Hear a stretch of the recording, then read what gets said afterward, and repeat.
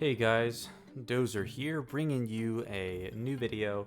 This time I'm going to be talking about my preparation and kind of playtesting results in anticipation of the National Championship that's going to be in Orlando for October, well, it'll be in November in 2021. This will be the one of the last theory videos I'll be making until after Nats. Going to be doing a couple of videos in the meantime, but just want to give you guys a bit of a peek into kind of where my head's at and my last week before Nationals. So here we go. We'll start with the deck list, per usual. For Prism, we'll be talking about Luminaris. Luminaris is obviously the default weapon. We don't have much to say there. Dreamweavers. Dreamweavers is a interesting card. There are only very few matchups where you actually want to run it, and in those matchups there are situations that come up where you would want to resolve it, but a lot of the times it is a game ending play rather than a tempo or advantage gaining play. So it's not something that you are going to be able to play unless you are trying to close a game out. On the other hand, Null Ring Gloves is a very defensive option, which is key for stopping mixed damage, such as from Rune Blades or by stopping Arcane from Kano. Beyond that, I will be running Goliath Gauntlet in certain matchups. So for instance, against Katsu or Azalea or Lexi or, a lot of these other characters, being able to put a bit of that extra damage on to our attacks, such as Erudition, is really important for just pushing through that extra bit of potential to get past the Dominate, past like a little bit of armor or, defense react plus something else. So Goliath Gauntlet's really good for that, and it can just help you push through important damage when you need it. Again, not every matchup requires Dreamweavers. Footsteps, classic. You need it to get your action point back. You need it to block efficiently. It's a very good card. Core to Prism. Vestige of Soul is incredibly important as well. I can't think of a better chess piece to run in any situation. It's always Vestiges of Soul. It's always the best option in my opinion. And then Halo of Illumination is very flexible. It has a lot of different effects, or a lot of different things it can do to impact the game. Spell Void being one of them against Kano, or in certain situations, or being able to put something into your soul to turn on Vestige of Soul, or your Tome of Divinity. So that's the equipment lineup. It's only 7 pieces of equipment, 7 pieces of equipment. Basically, trying to run very lean on those. No other equipments that I've run have felt worth the slots, and so we'll be going into the deck list now. So the first thing we'll be talking about is the Heralds. So obviously we'll be talking about the standard 15 Herald lineup of Blue Ravages, Blue Protection, Blue Triumph, Blue Rebirth, and then Blue War Tune.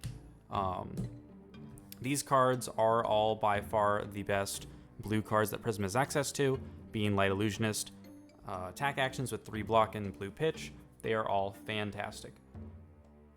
I would never run Tenacity though, because Tenacity just doesn't do anything on its own, even in like a worst case scenario. I would always rather be running some different cards rather than Tenacity.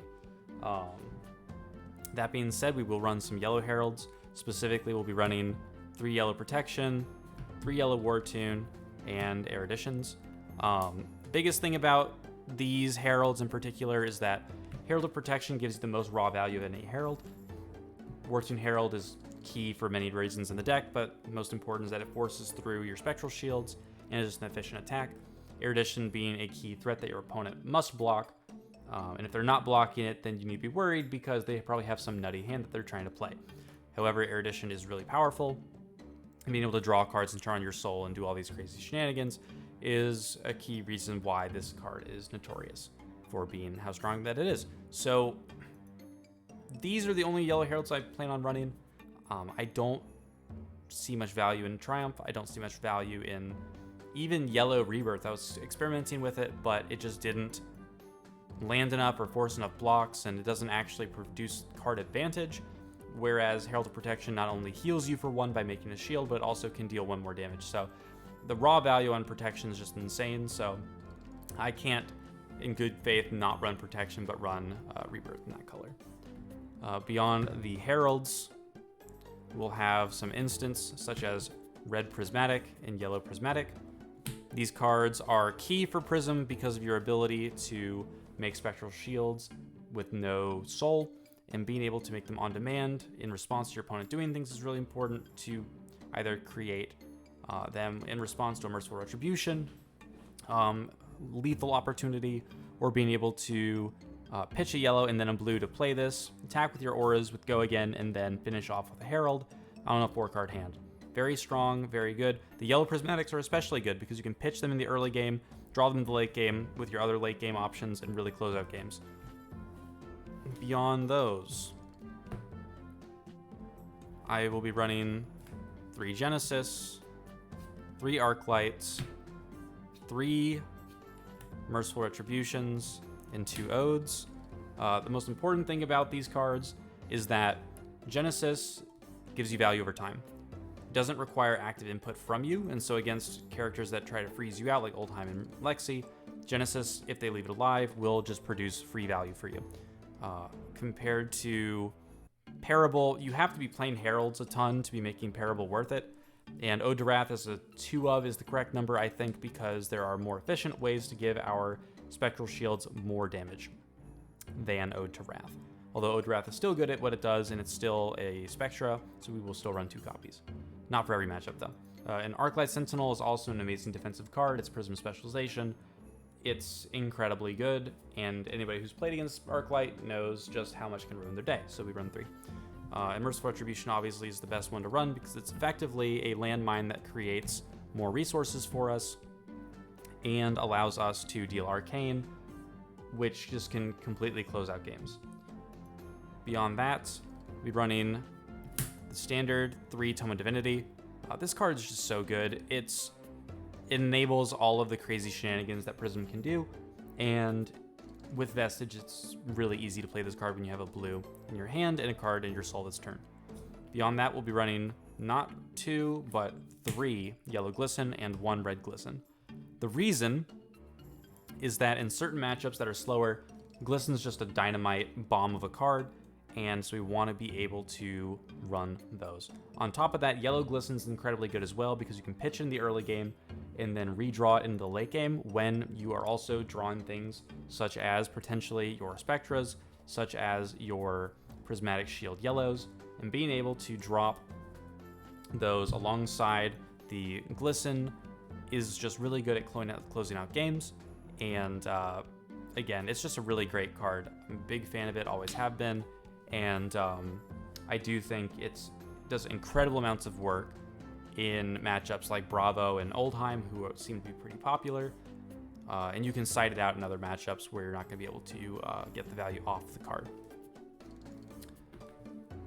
Further, we talk about some attack actions. The non-illusionist ones, we have Raging Onslaught and Celestial Cataclysm. Raging Onslaught red. So 7 attack, 7 attack. These are key because we need to be able to pop Phantasms because of how popular Prism's going to be. And red Raging Onslaught is always going to be better in my mind than yellow or like a Command and Conquer or something. It blocks 3, it attacks for 7. So even in a matchup where we can't play our Phantasms reliably, we have a very efficient attack. And the fact that it stops Triumph is really important for our own purposes of keeping tempo. Maybe another deck that plays Prism can afford to take some damage to face when they only have 6s to block within their hands, but we need to be able to guarantee that if we draw a Phantasm blocker that it will block the Phantasm, barring some other kind of on play effect such as a Parable on a Triumph or something. But yeah, we want to make sure we're using the reds for that, and Cataclysm's obviously a really good way to do that while being a yellow and light card, while also potentially being a very good way to get some late game tempo. And then beyond that, 3 red Phantasmaclasm. Phantasmaclasm's an amazing card. This card is actually insane. Being able to, on demand, control what's in your opponent's hand, still swing for 9. It puts your opponent in very awkward positions, and we love that as Prism. Being able to get that information is also incredibly important for us being able to make the right play on our side of the field as well. And then beyond those, getting down to the the real brass tacks here. 3 red sync, 3 yellow sync, classic tank prism stuff, 3 yellow unmovable, and 3 soul shield. Only running 12 defense reacts.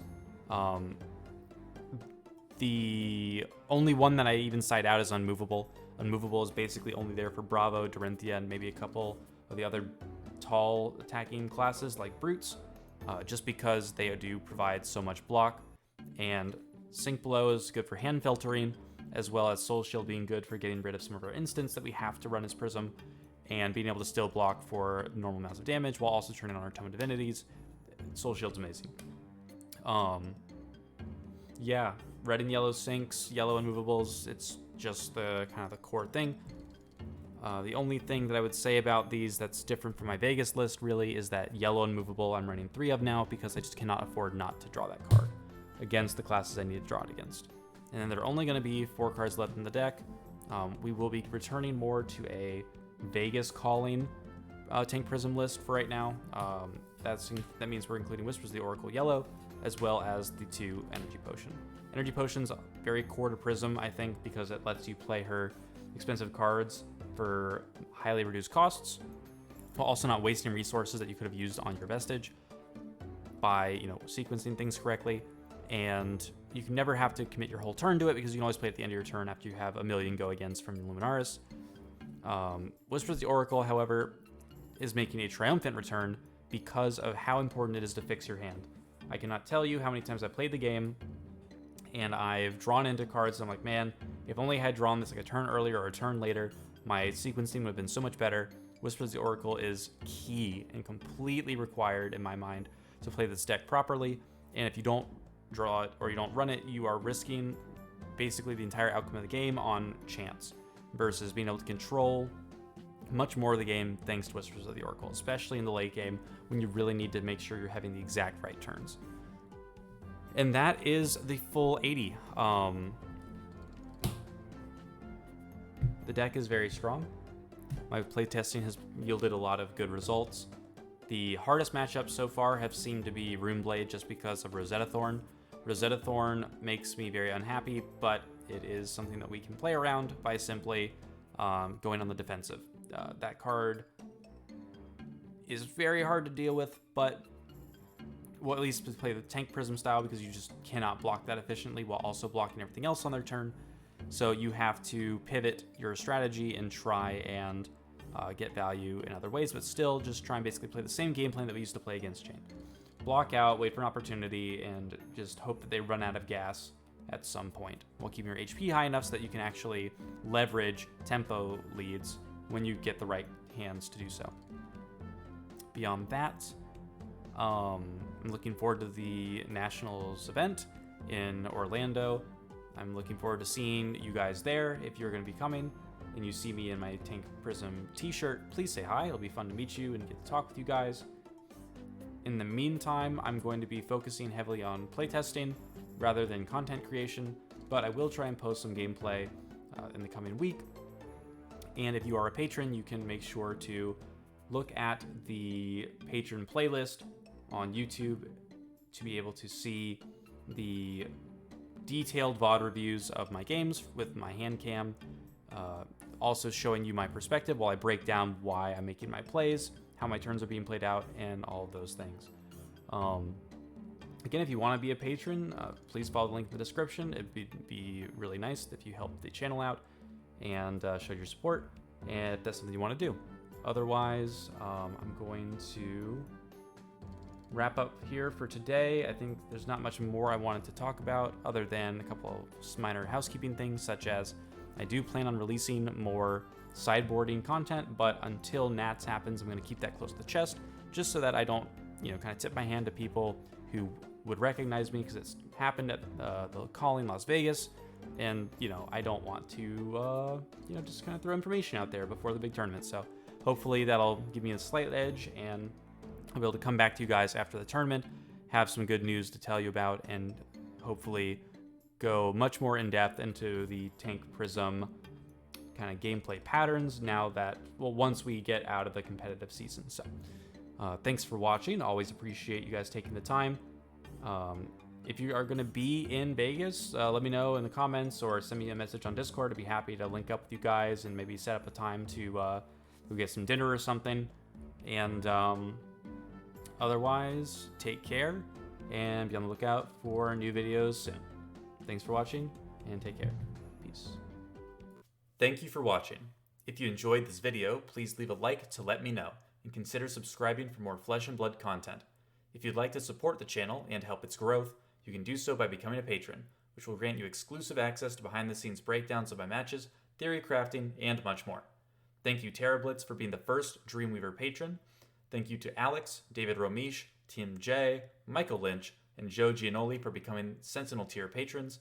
And thank you to Ike Vikhagen and Tommy Haikinemi for becoming Herald tier patrons.